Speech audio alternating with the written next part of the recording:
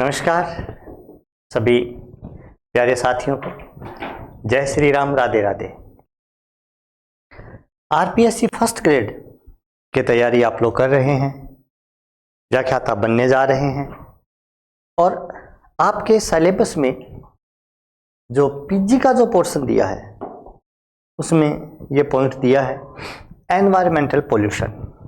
इसमें 3 पॉइंट दिए हैं, ozone deflection, green house effect, global warming. वास्तव में ये 3 नहीं होकर के 2 ही पॉइंट मान लेने चाहिए।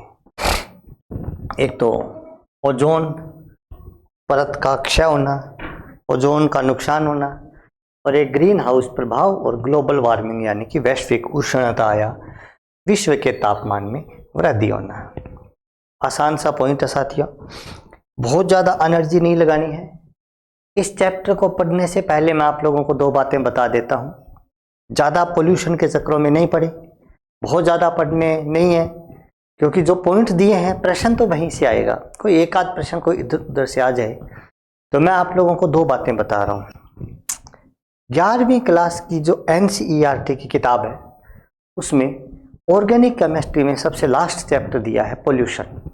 मैं आप लोगों को राय दूंगा कि उस NCERT से पोल्यूशन को एक बार पूरा पढ़ लेना और शॉर्ट में थोड़ा नोट्स बना लेना। प्रश्न यदि बाहर से आएगा, इन पॉइंटों से बाहर से आएगा तो वो वहां से आएगा, समझिए आप लोग बात, बाकी चांस नहीं है। दूसरा, यहां से संबंधित करंट में प्रश्न आ सकता है, जो करंट में जो होगा, क्योंकि अभी मैं जब ये वीडियो रिकॉर्ड कर रहा हूं उस टाइम 1 दिसंबर 2025 की तारीख है और अंग्रेजों का ये नया साल भी है। अपना तो खैर चैत्र में आएगा। तो अभी 1 दिसंबर 2025 को मैं रिकॉर्ड कर रहा हूँ और एग्जाम आप लोगों के जून में है। तो जून स्टार्टिंग वीक में मैं यहाँ से संबंधित करंट जीके से संबंधित जो कुछ भी होगा उसकी जानकारी मैं आप लोगों को दे दूंगा, ताकि आप लोगों को यदि वहाँ से करंट से संबंधित कोई क्वेश्चन जो एनवायरमेंटल पोल्यूशन से संबंधित हो वो आए तो वो प्रश्न आप लोगों को पेपर में छपा हुआ मिल जाएगा। यहाँ से क्वेश्चन भी 2011 में 3 क्वेश्चन आए थे और 2022 में 2 क्वेश्चन आए थे। बहुत ही आसान क्वेश्चन आते हैं जो जनरल नॉलेज से संबंधित होते हैं। आप लोगों के गलत होने की संभावना बिल्कुल भी नहीं है। यदि आप लोग इस मेरी वाली क्लास को नहीं भी पढ़ोगे ना तो भी आपके ये क्वेश्चन गलत नहीं होंगे। सीधे से प्रश्न आते हैं, ओजोन परत की ऊंचाई कितनी है, कौन से एलिमेंट अपने रक्त को नुकसान पहुंचाते हैं, है ना, ग्रीन हाउस गैस कौन सी है, वायु प्रदूषण कौन सी गैस करती है। इस प्रकार की छोटी छोटी बातें जो है वो यहाँ से आती है। फिर भी ये घंटे भर की क्लास रहने वाली है और क्लास के बाद में लास्ट में मैं आपको ये 5 क्वेश्चन भी करवाऊंगा। अदर क्वेश्चंस मैंने यहाँ पे नहीं लिए हैं, क्योंकि कितने के लिए, क्या कोई फायदा तो है नहीं। जो मैटर मेरे को लेना चाहिए था उसमें अदर क्वेश्चन शामिल हैं। आप लोगों का टाइम बचाने के लिए मैंने पहले से इसमें नोट्स टाइप में मैंने मैटर लिख दिया है, ताकि आपका टाइम बचे और आप आराम से पढ़ सकें। पहला क्वेश्चन मैंने आपकी जानकारी के लिए लिखा है कि वायुमंडल की कितनी परतें हैं। वायुमंडल का मतलब जानते हैं हम। वायुमंडल में सबसे ज्यादा मात्रा में पाई जाने वाली गैस नाइट्रोजन है और भूपृष्ठ पर सबसे ज्यादा मात्रा में पाया जाने वाला तत्व ऑक्सीजन है और ब्रह्मांड में सबसे ज्यादा मात्रा में पाया जाने वाला तत्व हाइड्रोजन है। यूनिवर्स में सबसे ज्यादा मात्रा में हाइड्रोजन पाया जाता है। भूपृष्ठ पर, अर्थक्वेक पर, ऊपर परपट्टी पर सबसे ज्यादा मात्रा में पाया जाने वाला तत्व ऑक्सीजन है और सबसे ज्यादा मात्रा में पाया जाने वाली गैस नाइट्रोजन है। उसके बाद ऑक्सीजन है। वायुमंडल की 5 कुल परतें हैं। उनमें से पहली परत का नाम है क्षोभमंडल, जो ट्रोपोस्फियर के नाम से जानी जाती है। समुद्र तल से इसकी ऊंचाई जो है वो 0 से 10 किलोमीटर है। यानी जो क्षोभमंडल है, ट्रोपोस्फियर है, ये समुद्र तल से 0 का मतलब पृथ्वी की सतह से 10 किलोमीटर की हाइट तक है। ध्रुवों पर इसकी ऊंचाई 0 से 8 किलोमीटर है और विषुवत रेखा पर इसकी ऊंचाई 0 से 18 किलोमीटर है। क्योंकि ध्रुवों पर क्या है, टेम्परेचर कम है। टेम्परेचर कम होने के कारण से गैसों की सघनता ज़्यादा हो जाती है और क्षोभमंडल की गैसें जो है वो ज़्यादा आ जाती है, इकट्ठी हो जाती है। इसके अलावा ध्रुवों पर गुरुत्वाकर्षण बल भी ज़्यादा लगता है, तो जो गैसें हैं वो एक जगह सघन हो जाती है। खैर ऐसी बातें पढ़ने की जरूरी नहीं, आप तो ये याद रखना 0 से 10 किलोमीटर हाइट है। क्षोभ मंडल में मौसमी घटनाएं होती हैं, बादल, बरसना, बिजली का गर्जना, आंधी, तूफान सारे क्षोभ मंडल में ही आते हैं। यहाँ सघन गैसों की उपस्थिति है, घनत्व तो बहुत ज़्यादा है। ऊंचाई बढ़ने के साथ साथ पवनें विरल होती जाती हैं, यानी जैसे पृथ्वी की सतह पर क्षोभ मंडल में वायु का घनत्व ज़्यादा है, जैसे जैसे आप लोग ऊपर जाएंगे वैसे वैसे घनत्व में कमी आती जाएगी। ठीक है। भारी गैसों की उपस्थिति है इसमें वायु है, अधिक मात्रा में जलवाष्प भी पाई जाती है। बादल भी इसी मंडल में, क्षोभ मंडल में बनते हैं। इस मंडल की गर्मियों में ऊंचाई बढ़ जाती है और सर्दियों में ऊंचाई घट जाती है, क्योंकि क्षोभ मंडल में गर्मियों में जो है वो ऊंचाई बढ़ने का कारण क्या है कि जो टेम्परेचर बढ़ने से वायु जो है वो फैल जाती है तो ऊंचाई बढ़ जाती है। इस मंडल में गर्म हवाएं चलती हैं, अतः इसे संवहन मंडल भी कहते हैं। संवहनी धाराएं गर्म हवाओं को कहा जाता है। जो गर्म हवाएं चलती हैं उनको संवहनी धाराएं कहते हैं, और गर्मियों के दिनों में जो गर्म हवाएं चलती हैं उनको क्या कहते हैं पता है? लू चलना। इसका एक नाम अधो मंडल भी है। अधो का मतलब निचला। हम लोग क्षोभ मंडल में, ध्यान से सुनना, क्षोभ मंडल में जैसे जैसे ऊपर जाते हैं टेम्परेचर में गिरावट आती है। जैसे जैसे क्षोभ मंडल में ऊपर जाएंगे टेम्परेचर में गिरावट आएगी। 165 मीटर की ऊंचाई पर 1 डिग्री सेंटीग्रेड ताप घट जाता है, इसे लैप्स रेट कहते हैं। यानी आप क्षोभ मंडल में 165 मीटर ऊपर जाएंगे तो जो टेम्परेचर है वो 1 डिग्री कम हो जाएगा, फिर 165 जाएंगे फिर 1 डिग्री कम हो जाएगा। ऐसे आप 1650 मीटर ऊपर जाएंगे तो जो तापमान है वो 10 डिग्री घट जाएगा। समझ गए आप लोग बात? अब आपके समझ में आई होगी कि ऊंचे पर्वतीय स्थलों पर बर्फ क्यों जमी रहती है ना? क्योंकि वहाँ टेम्परेचर जो है वो कम होता रहता है जैसे जैसे आप लोग ऊपर जाएंगे। इसके बाद आता है समताप मंडल, सैसे समताप, सैसे स्ट्रेटोस्फियर। समताप मंडल, समताप मंडल के 2 भाग हैं।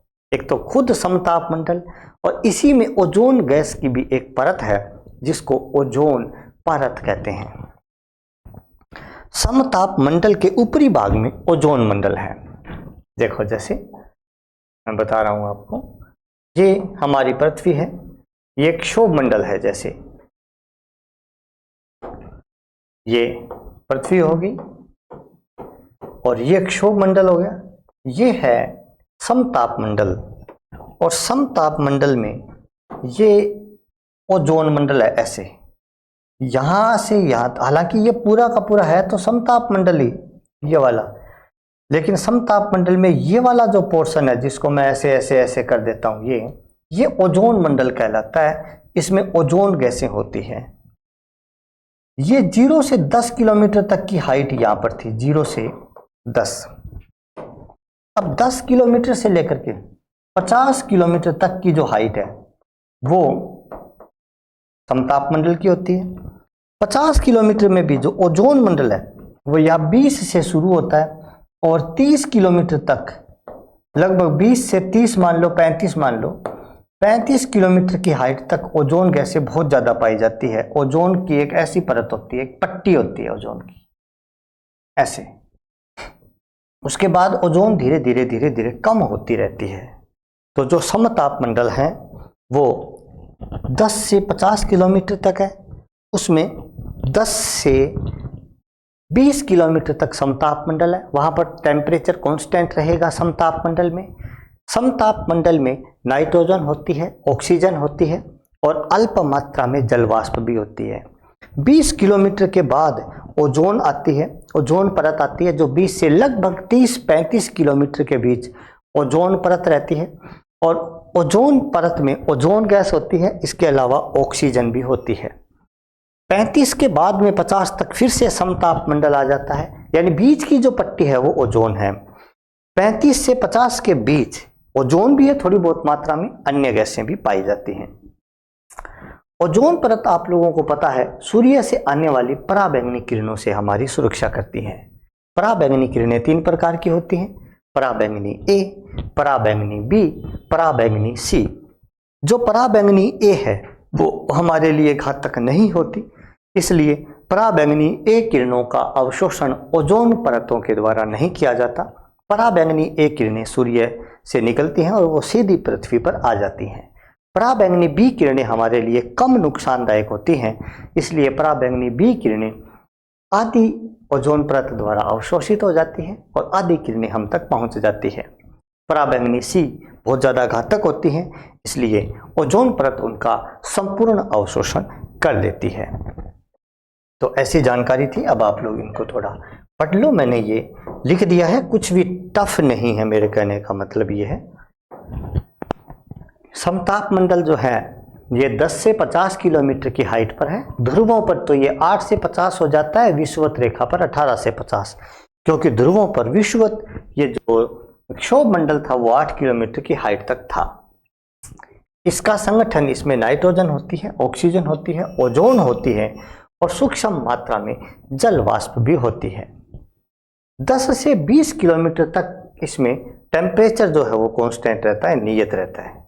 10 से 20 किलोमीटर तक समताप मंडल है, मैंने जैसे समझाया। 20 से 35 किलोमीटर तक ओजोन परत की उपस्थिति है, इसमें ओजोन सघन मात्रा में पाई जाती है। ऑप्शन देख के उत्तर देना है, कई जगह आप लोगों को ऐसे भी मिलेगा 20 से 35 या 20 से 32 मिल जाए, 20 से 30 मिल जाए, 22 से 35 मिल जाए, तो ये एक आध किलोमीटर ऊपर नीचे से फर्क नहीं पड़ेगा। 20 से 35 किलोमीटर तक इस ऊंचाई पर जाने से तापमान में वृद्धि होती है। ध्यान से सुनो आप लोग, क्षोभ मंडल था, ये पृथ्वी है, ये पृथ्वी, क्षोभ मंडल था 10 किलोमीटर तक। आप क्षोभ मंडल में जैसे जैसे ऊपर आएंगे तो 165 मीटर की ऊंचाई पर तापमान में 1 डिग्री सेंटीग्रेड की कमी आएगी। क्षोभ मंडल के बाद यहां क्षोभ मंडल समाप्त हो गया 10 किलोमीटर पर। समताप मंडल है 50 किलोमीटर तक।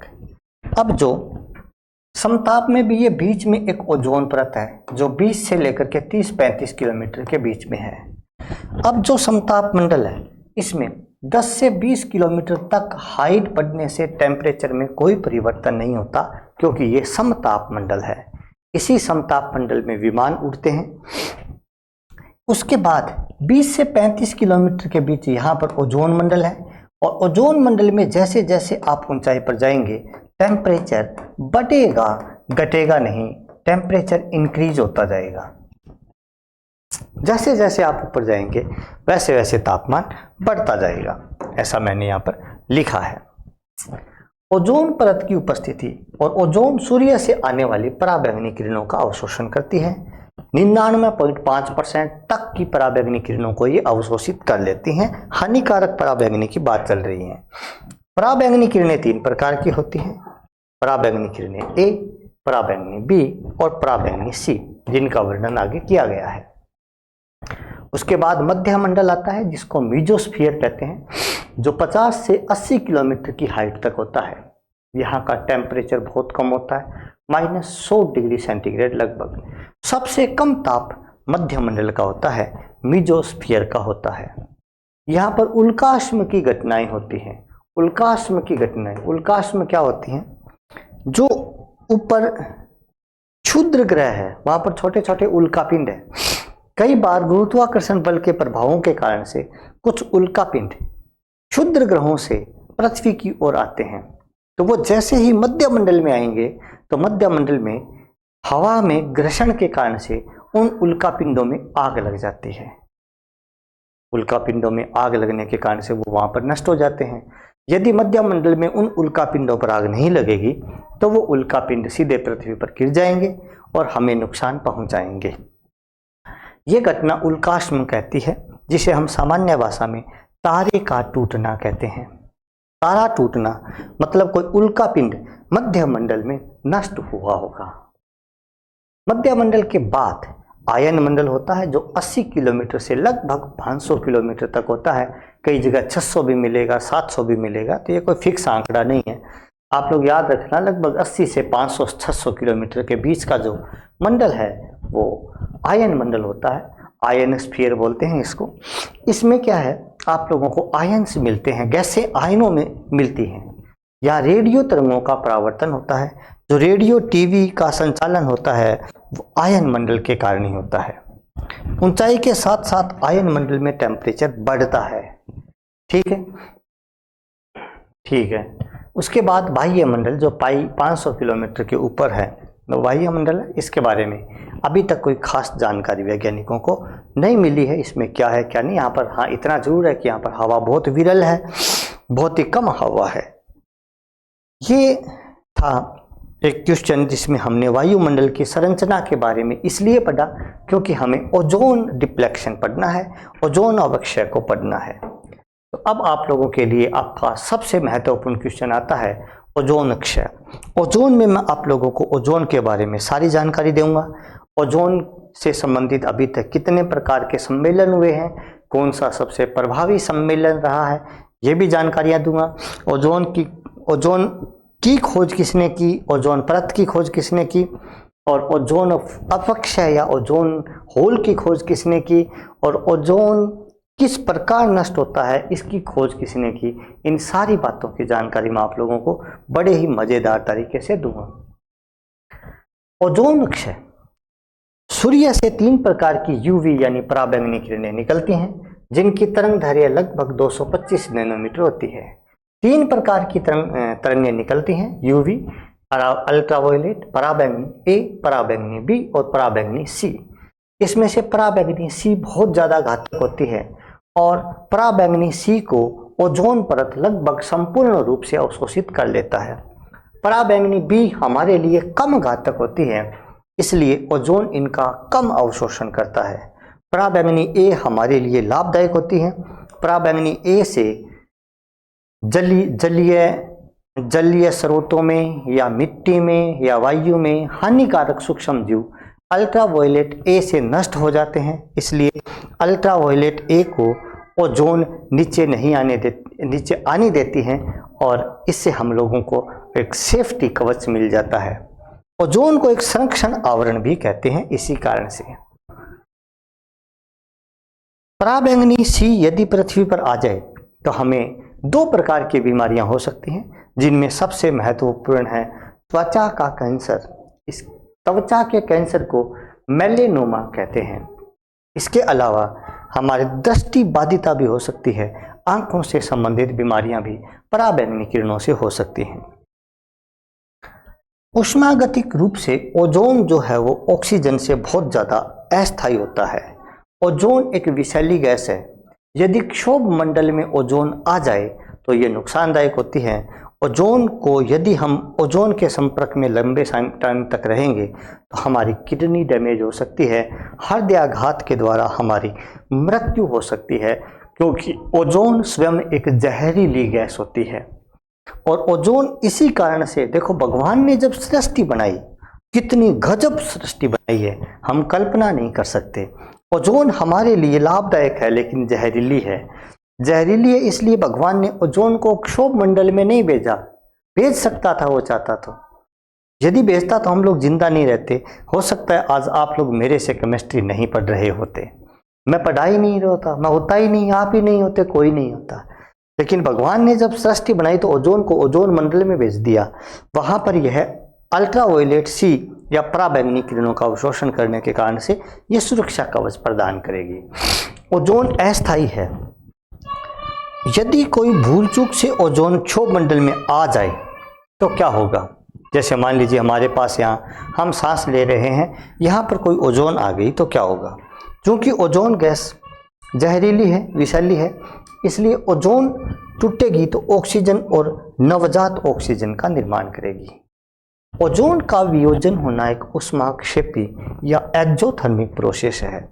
एक्सोथर्मिक प्रोसेस होने का मतलब डेल्टा एच की वैल्यू नेगेटिव है, सिस्टम ऊष्मा देगा।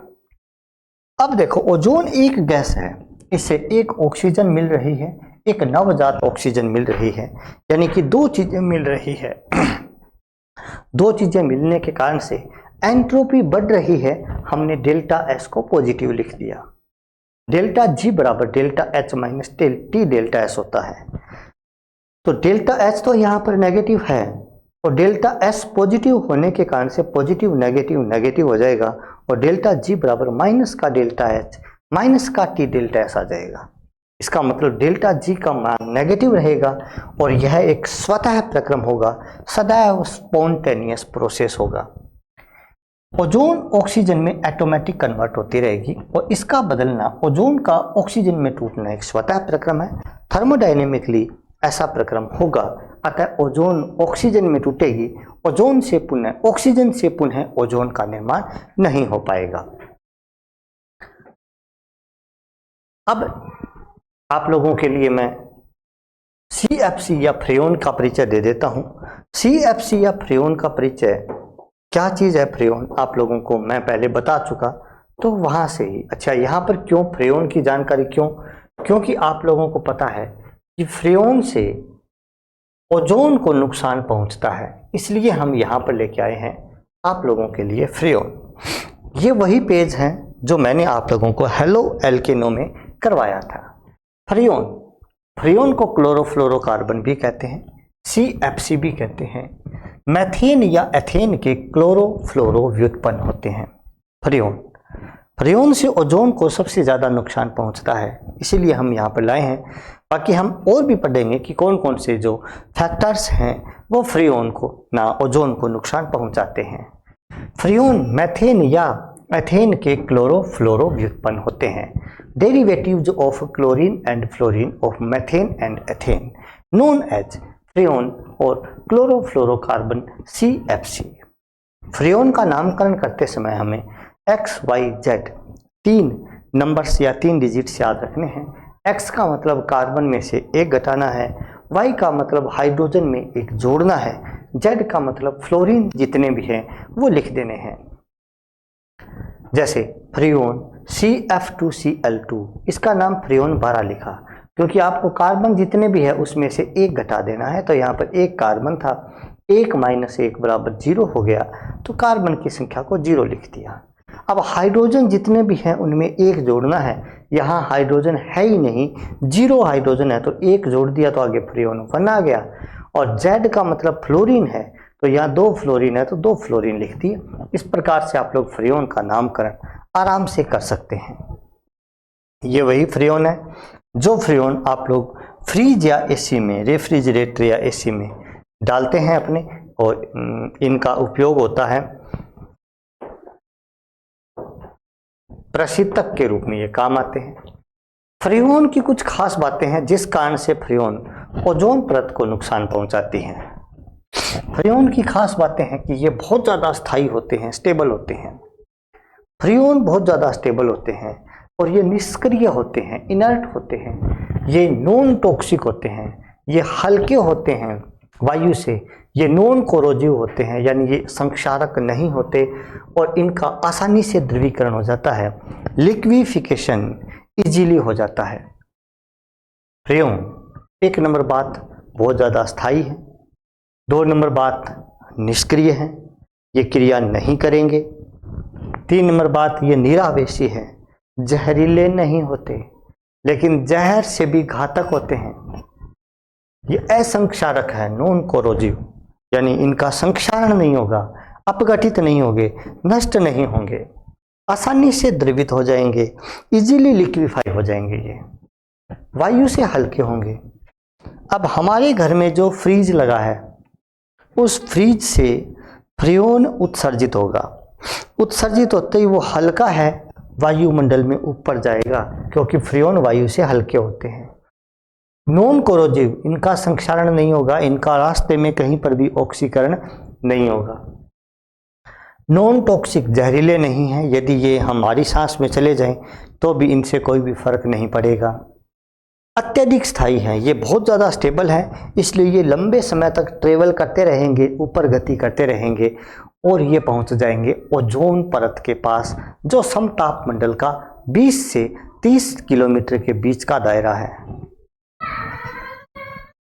इनका उपयोग, फ्रेओन का उपयोग रॉकेट प्रणोदक के रूप में, प्रशीतक के रूप में और वायु शीतलक के रूप में किया जाता है। ये ओजोन को नुकसान पहुंचाते हैं। इसकी मैकेनिज्म हम पढ़ेंगे। 16 सितंबर को विश्व ओजोन दिवस मनाया जाता है, ये भी हम पढ़ेंगे ये क्यों मनाया जाता है। ओजोन क्षय की क्रियाविधि। अब देखो, ओजोन का क्षय मुक्त मूलक श्रृंखला अभिक्रिया यानी फ्री रेडिकल चैन रिएक्शन, मुक्त मूलक श्रृंखला अभिक्रिया या फ्री रेडिकल चैन रिएक्शन के द्वारा संपन्न होता है। फ्री रेडिकल जहां आ जाता है ना, वहां ज्यादातर चैन रिएक्शन होने की संभावनाएं बहुत ज्यादा रहती है। समताप मंडल में यह क्रिया होती है क्योंकि समताप मंडल में ही ओजोन परत पाई जाती है। जो फ्रियोन आप लोगों ने यूज किया, जिस फ्रियोन को हमने फ्रीज में डाला था, फ्रीज से वो फ्रियोन बाहर निकला और बाहर निकलने के बाद में वही फ्रियोन फ्रीज से निकल के समताप मंडल में ओजोन परत के पास पहुंच गया। मान लीजिए वहां CF2Cl2 आपने काम में लिया, ओजोन परत के पास गया तो वहां पर पराबैंगनी किरणें तो थी। पराबैंगनी किरणों ने क्या किया, CF2Cl2 से इस प्रकार से वियोजन होगा, ऐसे ये CF2Cl2 था, ये Cl मान लो, यहां 2 इलेक्ट्रॉन हैं और इस प्रकार से सूर्य के प्रकाश की उपस्थिति में CCl बॉन्ड का समांश विखंडन होगा और Cl फ्री रेडिकल अलग हो जाएगा, CF2Cl फ्री रेडिकल अलग निकल जाएगा। क्लोरीन मुक्त मूलक बहुत ज्यादा घातक फ्री रेडिकल होता है। क्लोरीन फ्री रेडिकल O3 से रिएक्शन करके ClO फ्री रेडिकल का निर्माण करेगा। ये ऑक्सीजन यहाँ से एक ऑक्सीजन Cl के साथ जुड़ जाएगा, एक ऑक्सीजन बाहर आ जाएगा। इस प्रकार का एक फ्री रेडिकल बनेगा जो ClO chlorine monoxide free radical कहलाएगा। ClO फ्री रेडिकल नवजात ऑक्सीजन से रिएक्शन करके Cl फ्री रेडिकल बनाएगा, फिर से O2 बनेगा। देखो क्या रिएक्शन हुई है, ये एक जनरल रिएक्शन है इस प्रकार से, जैसे ये CF2Cl2 था, कोई जरूरी नहीं है CF2Cl2 ही हो, और भी हो सकते हैं। ये ऐसे टूटेंगे और ये बनेगा CF2Cl, यहाँ इलेक्ट्रॉन आ गया और ये क्लोरीन फ्री रेडिकल के रूप में निकल जाएगा। क्लोरीन फ्री रेडिकल ओजोन से रिएक्शन करके बनाएगा ClO free radical plus O2। अब ये ClO फ्री रेडिकल फिर से ओजोन के पास आएगा और ये बनाएगा, या नवजात ऑक्सीजन के पास आएगा और ये बनाएगा Cl free radical plus O2 plus O2। यानी ये जो नवजात, ये जो ऑक्सीजन है, ओजोन है, सॉरी, ओजोन इस प्रकार से टूटती रहती है और ओजोन मंडल में ये वापस भी बनती रहती है। लेकिन ये वाला जो नवजात ऑक्सीजन है, इसके साथ ClO फ्री रेडिकल रिएक्शन करके Cl फ्री रेडिकल में टूट जाएगा। ये Cl फ्री रेडिकल फिर से ओजोन के साथ रिएक्शन करेगा, ClO फ्री रेडिकल और ऑक्सीजन बनाएगा। यानी ओजोन टूटता रहेगा, ऑक्सीजन बनता रहेगा। ओजोन मंडल में हमें ऑक्सीजन की जरूरत है ही नहीं, वहाँ ओजोन ही होना चाहिए, क्योंकि ऑक्सीजन पराबैंगनी किरणों का अवशोषण नहीं कर सकता, जबकि ओजोन पराबैंगनी किरणों का अवशोषण कर सकता है। ये एक सामान्य मैकेनिज्म है जो फ्री रेडिकल मैकेनिज्म के द्वारा होती है और इसमें सबसे घातक क्लोरीन फ्री रेडिकल होता है। याद रखना, एक Cl फ्री रेडिकल हजारों ओजोन अणुओं को तोड़ सकता है, एक क्लोरीन फ्री रेडिकल जो है वो हजारों के हजारों ओजोन को तोड़ करके उन्हें नष्ट कर देता है और ओजोन होल बना लेता है। अब आप लोगों को पता है कि ओजोन सबसे ज्यादा जहां नष्ट हुई वो अंटार्कटिका महाद्वीप है। अंटार्कटिका महाद्वीप जो है वहां पर 3 प्रकार की अभिक्रियाएं होती हैं। यदि ओजोन नष्ट ना हो तो भी और ओजोन नष्ट हो तो भी, इसमें से 2 क्रियाएं ओजोन क्षय को बचाती हैं और तीसरी क्रिया ओजोन क्षय को करती हैं। किस प्रकार से, समझो आप लोग। गर्मियों का मौसम आया, अंटार्कटिका महाद्वीप पर गर्मी तो इतनी आती है, कोई थोड़ी बहुत आती है।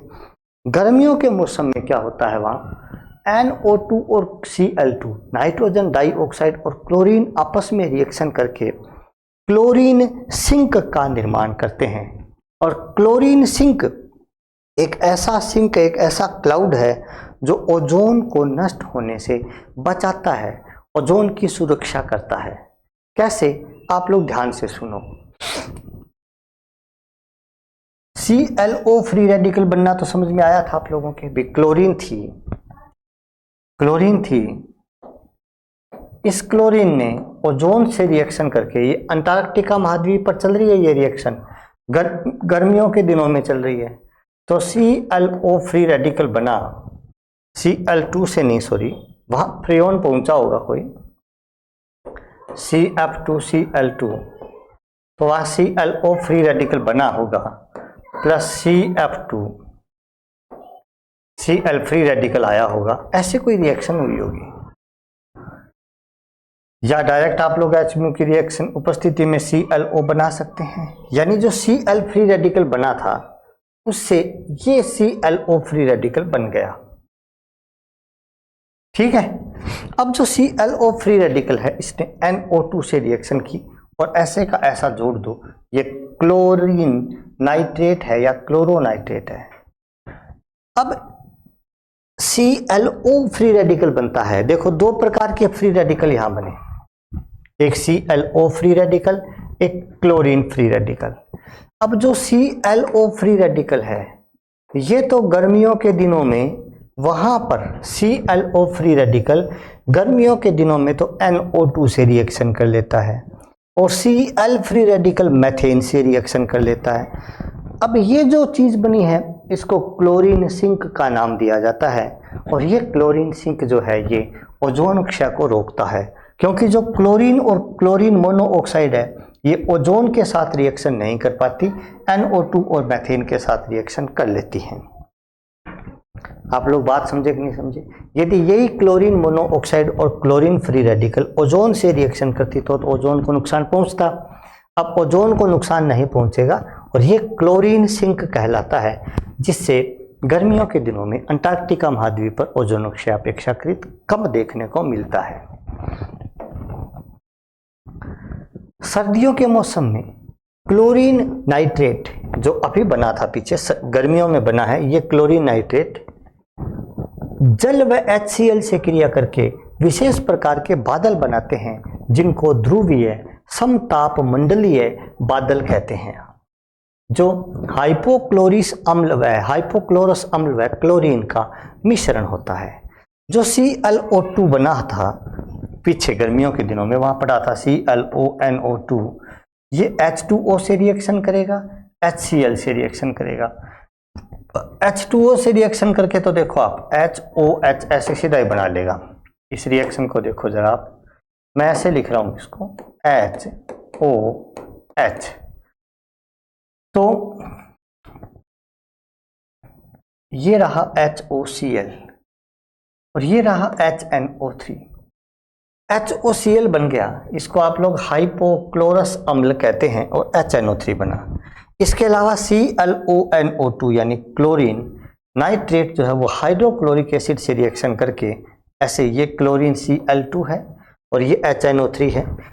अब Cl2 का और HNO3 का मिश्रण ध्रुवीय समताप मंडलीय बादल कहलाता है। ये भी कुछ हद तक क्लोरीन ना ओजोन के अपघटन को, ओजोन के अवक्षय को रोकता है, बचाने का प्रयास करता है, क्योंकि यहाँ पर देखो किसी भी प्रकार से ओजोन को क्षति नहीं पहुंची। अंटार्कटिका महाद्वीप पर 3 प्रकार की क्रियाएं होती हैं। गर्मियों के दिनों में क्लोरीन सिंक का निर्माण होता है। क्लोरीन सिंक का मतलब ClNO3 क्लोरीन नाइट्रेट, चाहे आप लोग ClONO2 बोल दो इसको, चाहे ClNO3 बोल दो, एक ही बात है। साथ में हाइड्रोकार्बन के फ्री रेडिकल्स और हाइड्रोक्लोरिक एसिड का मिश्रण होता है, ये क्लोरीन सिंक होता है। ध्रुवीय समतापीय मंडल में HOCl HNO3 क्लोरीन होता है, यह ध्रुवीय समतापीय मंडल होता है जो क्लोरीन अवक्षय ओजोन परत के संरक्षण में काम आता है या ओजोन को अपघटित होने से रोकता है। बसंत ऋतु में क्या होता है, इस ऋतु में अंटार्कटिका पर सूर्य का प्रकाश लौटता है, वापिस आता है, लौटता है, जिससे उपरोक्त बादल जो ध्रुवीय समताप मंडलीय बादल HOCl के बने थे वो टूट जाते हैं, क्लोरीन फ्री रेडिकल बनता है और ये क्लोरीन फ्री रेडिकल फिर ओजोन को नुकसान पहुंचाते हैं। इसलिए बसंत ऋतु में सबसे ज़्यादा ओजोन अपक्षय होता है। ओजोन डिप्लेक्शन सबसे ज़्यादा बसंत ऋतु में होता है, क्योंकि बसंत ऋतु में अंटार्कटिका महाद्वीप पर पीछे जो भी रिएक्शन हुई, गर्मियों के दिनों में क्लोरीन सिंक बना था, वहाँ पर ClNO3 बना था। सर्दियों के मौसम में उसी ClNO3 ने H2O और HNO3 से रिएक्शन करके HOCl बनाया था, साथ में वहाँ पर बना था HNO3। याद है आपको? अब ओजोन तो वहाँ नुकसान नहीं पहुँचा था, बसंत ऋतु आते ही वो जो HOCl है या क्लोरीन भी है तो वो टूट जाएंगे और क्लोरीन फ्री रेडिकल का निर्माण कर लेंगे। और हमें पता है क्लोरीन फ्री रेडिकल ओजोन नुकसान में काम आता है। अब ये वाला जो क्लोरीन फ्री रेडिकल है ये ओजोन के साथ रिएक्शन करके ऐसे ओजोन को तोड़ेगा और ClO फ्री रेडिकल प्लस में O2 का निर्माण करेगा। तो बसंत ऋतु में याद रखना, बसंत ऋतु में ओजोन को सबसे ज़्यादा अपक्षित होना पड़ता है, नष्ट होना पड़ता है। मैंने लिखा है ओजोन एक विषैली गैस है, जहरीली गैस है, ये मित्र गैस नहीं है, लेकिन ये हमारी सुरक्षा करती है। अब देखो, विश्व ओजोन संरक्षण दिवस या विश्व ओजोन दिवस या वर्ल्ड ओजोन डे 16 सितंबर को मनाया जाता है, क्योंकि 16 सितंबर को संयुक्त राष्ट्र ने इसको 1994 में घोषित किया था और 16 सितंबर 1995 को पहला विश्व ओजोन संरक्षण दिवस मनाया गया था। 1995 को बनाया गया था। अब 2025 में कौन सा विश्व ओजोन दिवस आएगा, आप लोग काउंटिंग कर लेना, प्रश्न आ सकता है। 94 में संयुक्त राष्ट्र ने घोषणा की है कि हम इस बार आने वाले 16 सितंबर को विश्व ओजोन दिवस के रूप में मनाएंगे। 16 सितंबर 1995 से हर साल विश्व ओजोन संरक्षण दिवस मनाया जाता है। 16 सितंबर ही क्यों? क्योंकि हम ओजोन से संबंधित 3 प्रकार के इंटरनेशनल समझौते हो चुके हैं, 3 प्रकार के। उनमें से सबसे महत्वपूर्ण समझौता था मॉन्ट्रियल प्रोटोकॉल, जो कनाडा में हुआ था 1987 में।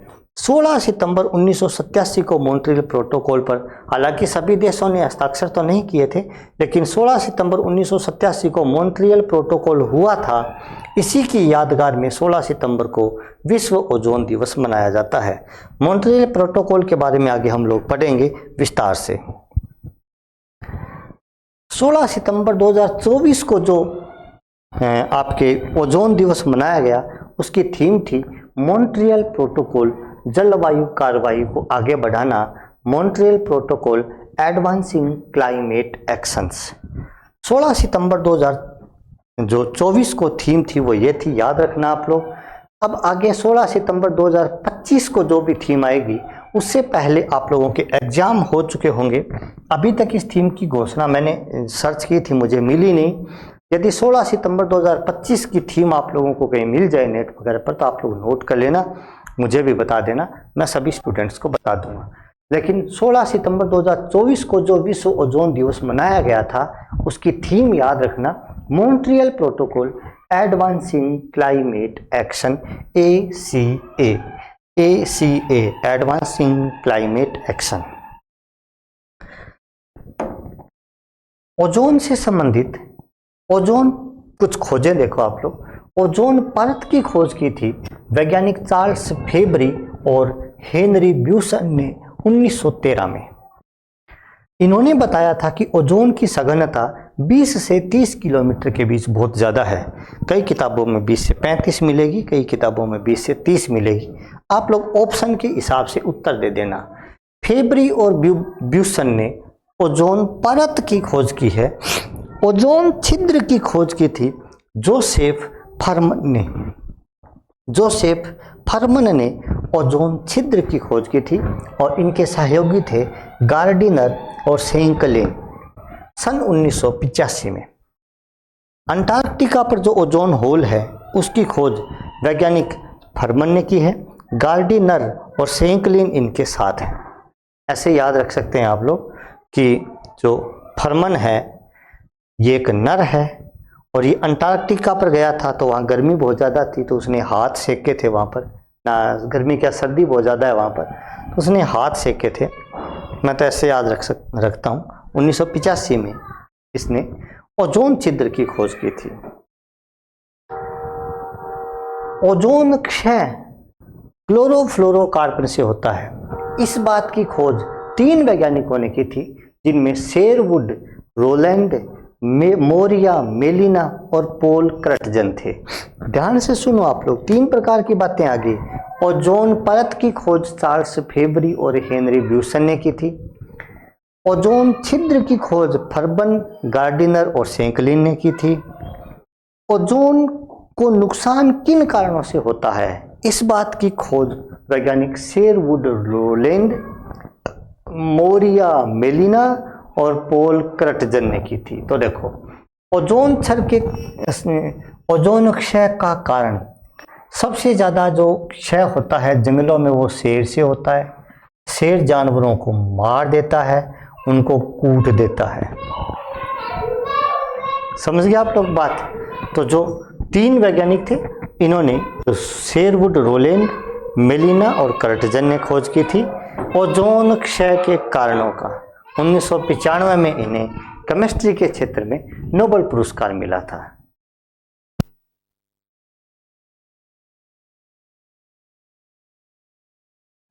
ओजोन मापन की जो यूनिट है वो डॉबसन यूनिट या डबसन यूनिट है। एक डबसन यूनिट का मतलब 27 मिलियन अणु प्रति सेंटीमीटर क्यूब है। ओजोन मापन का उपकरण डॉबसन मीटर या डबसन मीटर होता है। तो ये ओजोन से संबंधित कुछ खोजें थी। ओजोन परत की खोज किसने की, ओजोन होल की खोज किसने की, और ओजोन को नुकसान जिन कारणों से होता है, क्लोरोफ्लोरोकार्बन से ओजोन को नुकसान होता है, इस बात की खोज किसने की, ओजोन मापन की यूनिट क्या है, इन बातों को आप लोग याद रखना।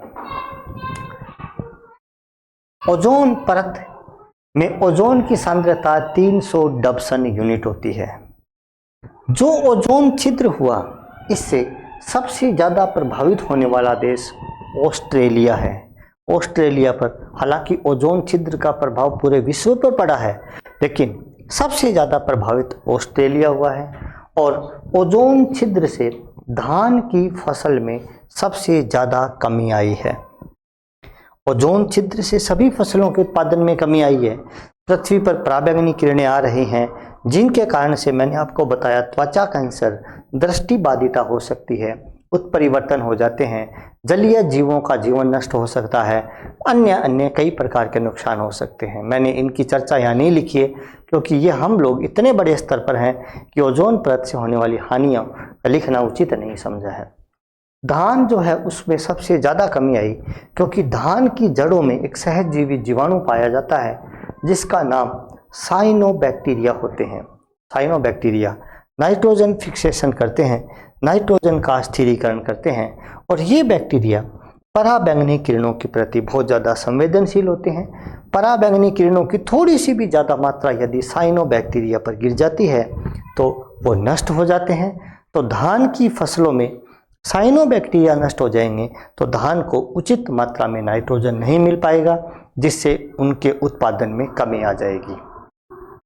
तो आप लोग बात समझे होंगे कि ओजोन छिद्र से सबसे ज़्यादा प्रभावित ऑस्ट्रेलिया और सबसे ज़्यादा उत्पादन में कमी आई है धान की फसलों के उत्पादन में। ये जो साथियों आंकड़े लाए हूँ ऐसे आंकड़े आप लोगों को दुर्लभता से मिलेंगे और मुझे लगता है प्रश्न यहीं से आएगा। ओजोन छिद्र अंटार्कटिका पर उपस्थित है। पहले ओजोन छिद्र का मतलब वास्तव में वहाँ कोई होल होना नहीं है, इसका मतलब है ओजोन की सांद्रता में कमी होना। जो पहले ओजोन वहाँ 300 डॉबसन यूनिट हुआ करता था वो अब 117 डॉबसन यूनिट के आसपास हो गया है। जनवरी 2023 में संयुक्त राष्ट्र की रिपोर्ट के अनुसार अब ओजोन होल रिकवर हो रहा है और 2066 तक यह सही हो जाएगा, ऐसा यूनाइटेड नेशन की एक रिपोर्ट कहती है। ठीक होने का कारण मॉन्ट्रियल प्रोटोकॉल है, जिसके बारे में हम चर्चा करेंगे।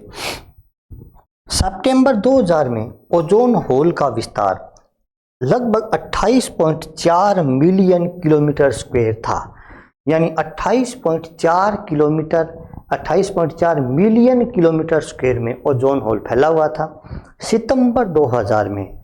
लेकिन सितंबर 2023 में ओजोन होल घट करके 28.4 से 26 मिलियन किलोमीटर स्क्वायर हो गया। मॉन्ट्रियल प्रोटोकॉल के बाद 197 देशों ने ओजोन संरक्षण के क्षेत्र में अच्छा कदम निभाया।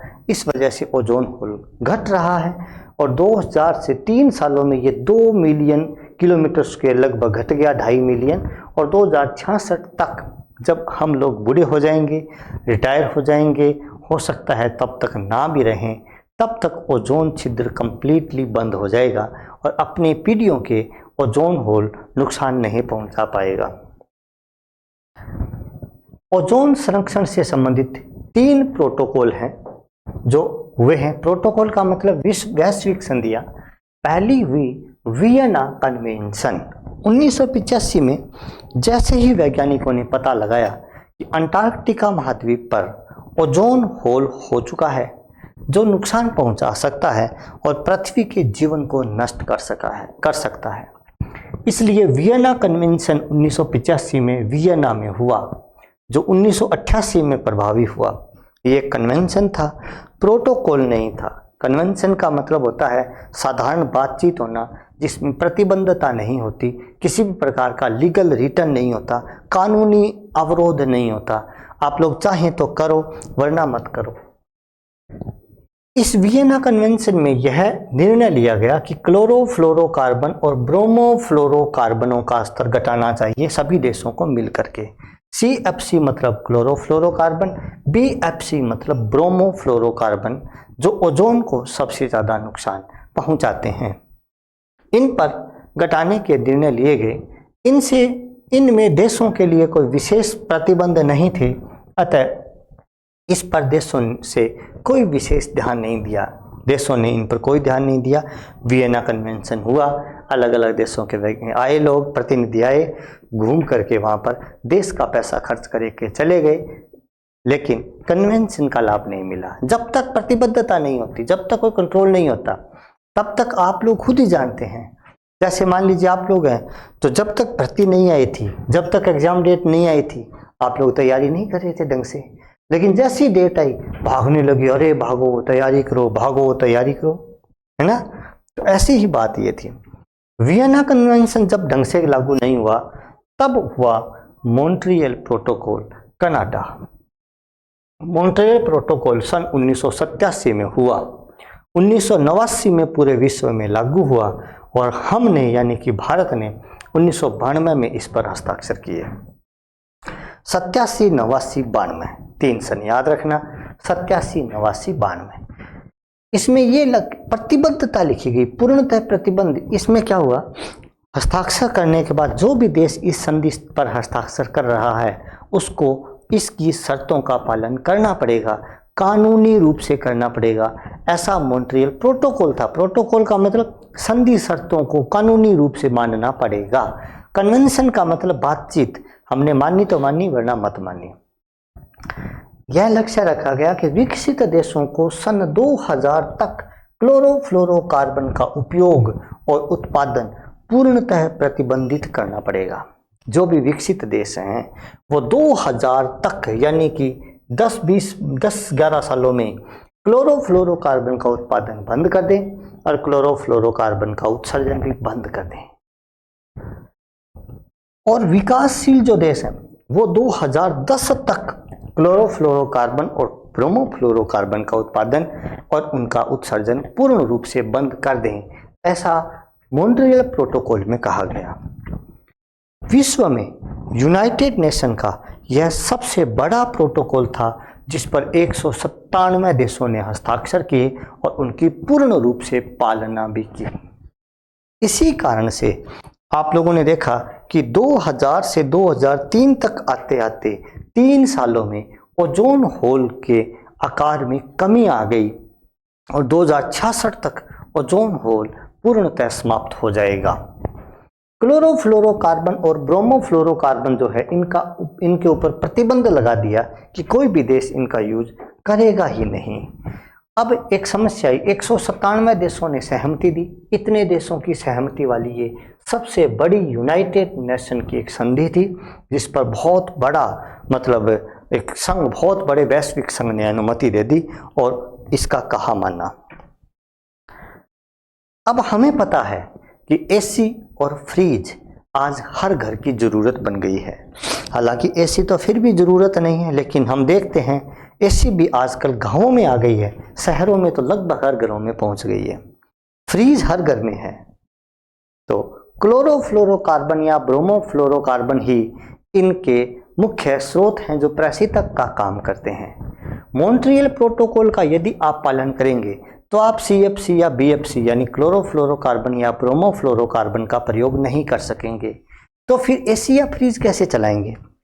तो इसके लिए इससे कम घातक एक पदार्थ काम में लिया गया जो ओजोन को नुकसान नहीं पहुंचाता, वो हाइड्रोफ्लोरोकार्बन होता है, HFC।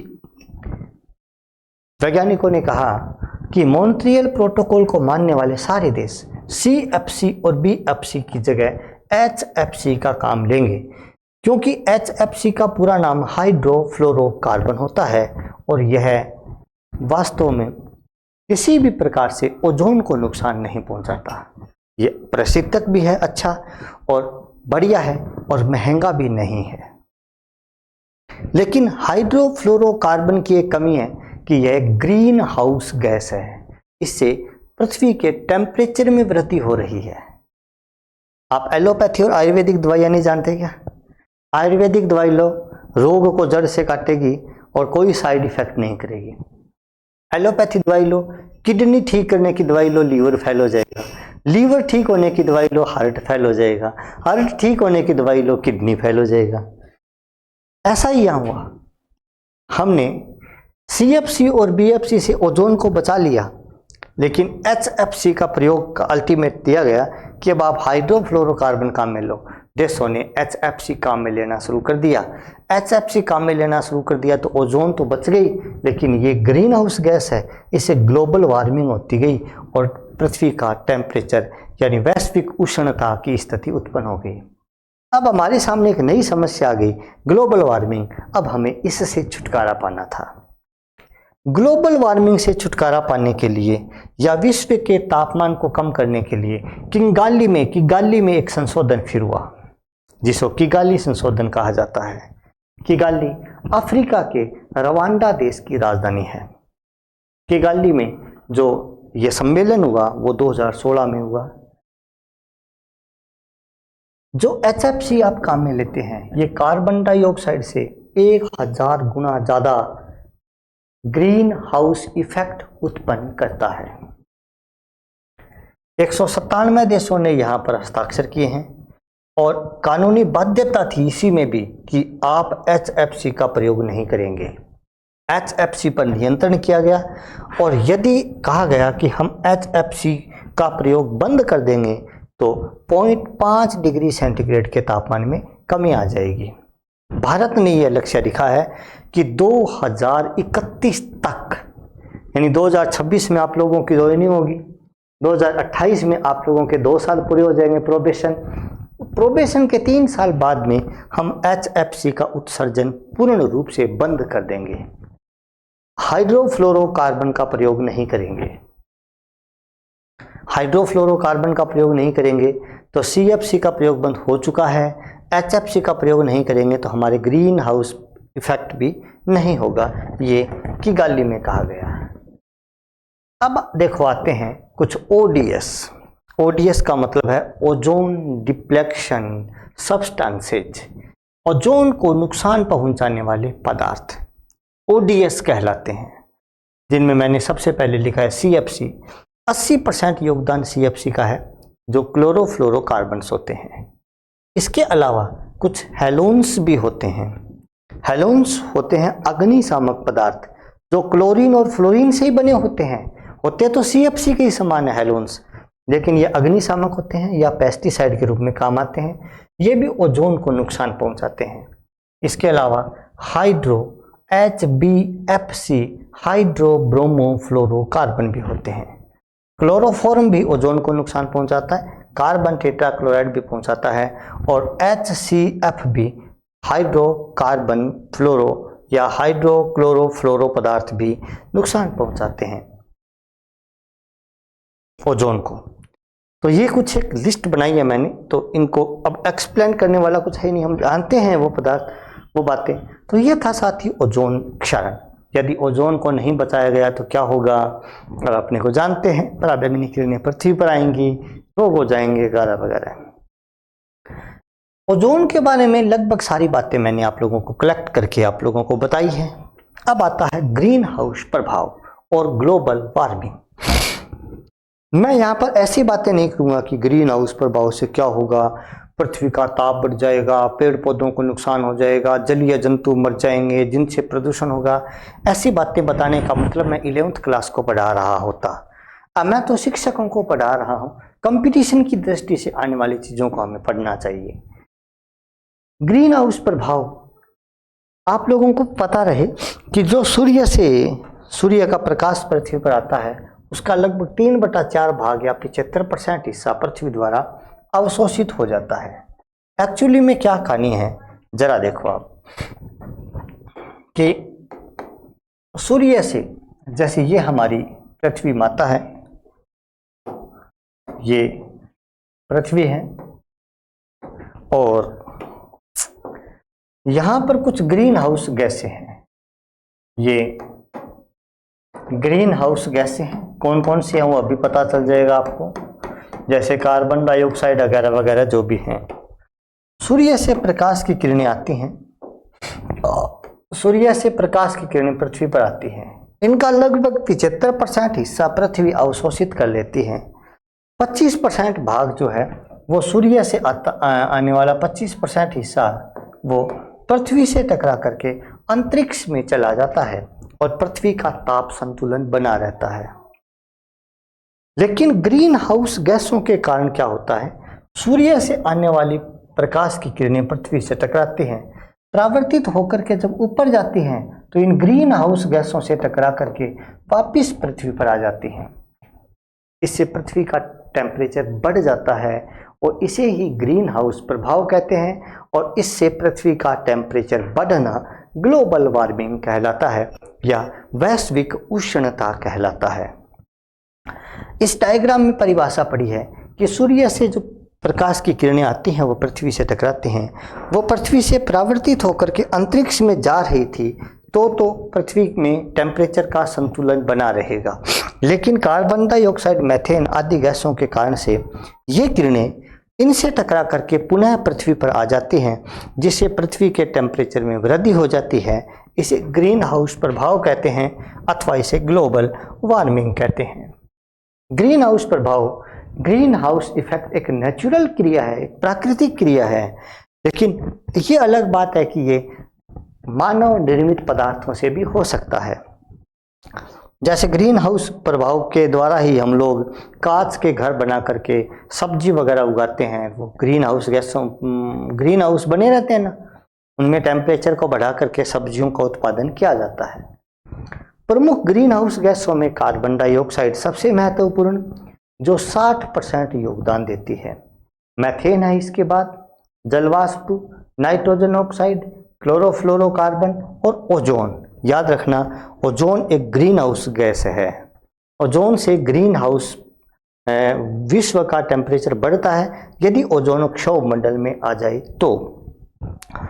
सबसे ज़्यादा ग्रीन हाउस प्रभाव कार्बन डाइऑक्साइड से हो रहा है, फिर मीथेन से दूसरा कारक, तीसरा क्लोरोफ्लोरोकार्बन से, चौथा N2O से, और पांचवा ओजोन से, और छठा जलवाष्प या अन्य कारकों से, जलवाष्प से। ये क्रम याद रखना आप लोग। सबसे ज़्यादा कार्बन डाइऑक्साइड है, फिर मीथेन है, क्लोरोफ्लोरोकार्बन है, फिर नाइट्रोजन ऑक्साइड है, ओजोन है और जलवाष्प है। ये फैक्टर्स जो हैं ये ग्रीन हाउस गैसों का प्रभाव का घटता हुआ क्रम है। ग्रीन हाउस प्रभाव की खोज वैज्ञानिक जोसेफ फूरियर ने 1824 में की थी। याद रखना, ग्रीन हाउस प्रभाव जोसेफ फूरियर के द्वारा खोजा गया था। प्रैक्टिकली इसको सिद्ध किया था टिंडल ने, और इसके बारे में आंकिक जानकारी दी थी आरेनियस ने। आंकिक जानकारी का मतलब भी टेम्परेचर में इतना कम हो रहा है, इतना ज़्यादा हो रहा है, ये इसकी आंकिक जानकारी है जो आरेनियस ने दी थी। मेन चीज जोसेफ फूरियर है जिसने इसको खोज किया था। पिछले 100 सालों में पृथ्वी के तापमान में औसत वृद्धि 0.08 डिग्री सेंटीग्रेड हुई है।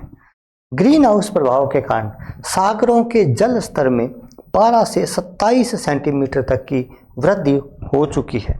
जो सागर हैं उनका जल स्तर ग्रीन हाउस प्रभाव के कारण से बढ़ रहा है। यदि ऐसा होता रहा तो एक दिन ऐसा आएगा कि सागरों का जल स्तर पूरा पिघल करके, पूरा ना बढ़ करके तटीय प्रदेशों को डुबा देगा। मार्च 2022 में लंदन में एक सुदूर संवेदन उपग्रह छोड़ा लंदन ने, जिससे पता चला कि अंटार्कटिका के पूर्वी प्रायद्वीप से जुड़ा लोरसन बी हिमनद टूट गया, जिसका क्षेत्रफल 1250 वर्ग मील था और जिसकी मोटाई 650 फीट थी। एक हिमनद का मतलब बर्फ की एक नदी थी, बर्फ का एक बहुत बड़ा टुकड़ा था।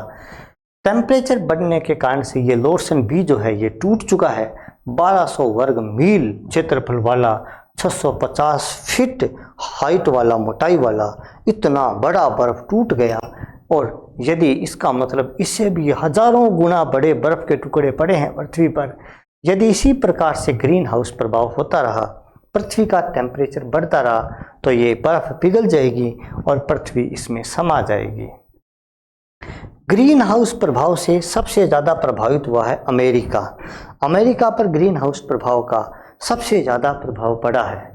और यदि ग्रीन हाउस प्रभाव इसी प्रकार होता रहा तो कोलकाता, मुंबई, बैंकॉक, बोस्टन और ढाका जैसे ये शहर पानी में समा जाएंगे, नष्ट हो जाएंगे। ये था साथियों ग्रीन हाउस प्रभाव। हालांकि ग्रीन हाउस प्रभाव के बारे में अन्य बातें भी हैं, जैसे ग्रीन हाउस प्रभाव को आप कंट्रोल कैसे कर सकते हैं। तो ग्रीन हाउस प्रभाव को कंट्रोल करने के लिए हमें ज़्यादा से ज़्यादा पेड़ लगाने चाहिए, ज़्यादा से ज़्यादा साधनों को कम करना चाहिए।